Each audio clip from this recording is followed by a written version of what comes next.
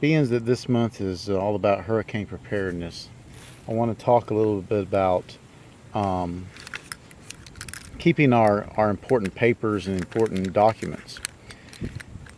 What I've done, and I'm not going to show them for OPSEC reasons, but I've been scanning our important papers, graduation papers, training documents on my point, scan some photographs that we didn't already have in a digital format, things like that.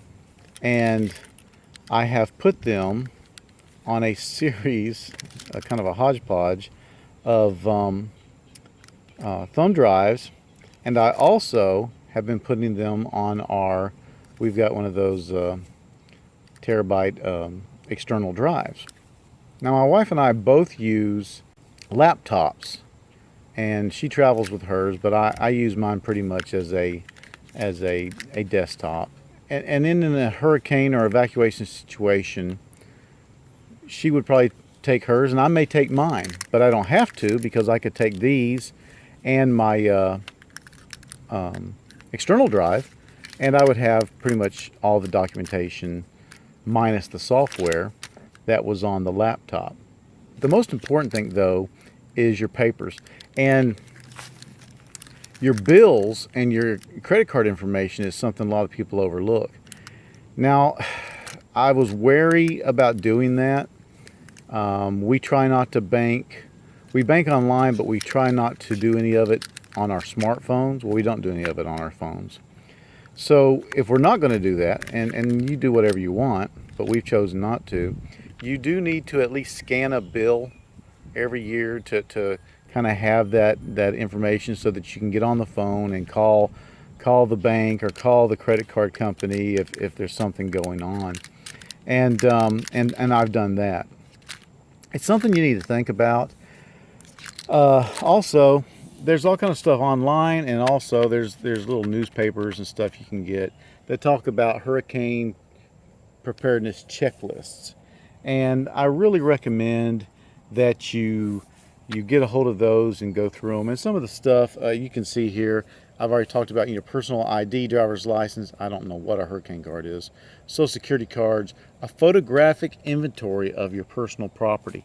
That's a great idea. So what I've done is I've taken my camera and I have walked through the house doing a kind of a running monologue describing the different stuff where possible, zooming in, say, on, well, this is a Sonic cup. It's the K159 Sonic cup, and we bought it from Best Buy in 2015.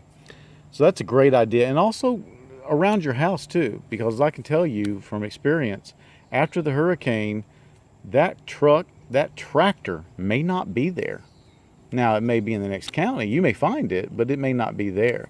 So it's important to not only go through the house, but to also walk around your yard and look at some of your tools and some of your, especially your larger, more expensive things, lawnmowers, stuff like that. They also talk about passports, all your insurance policies, very important. You're going to want to get a hold of State Farm or whoever very quickly.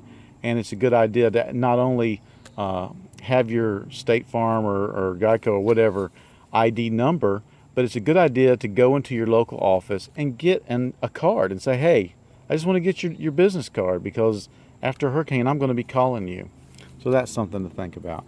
Health and immunization records, if you have them. Car title and registration. List of prescriptions and physicians.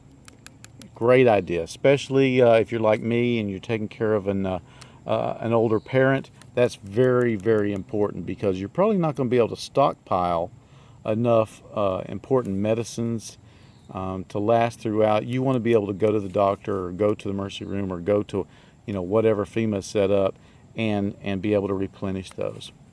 All right, just some things to think about.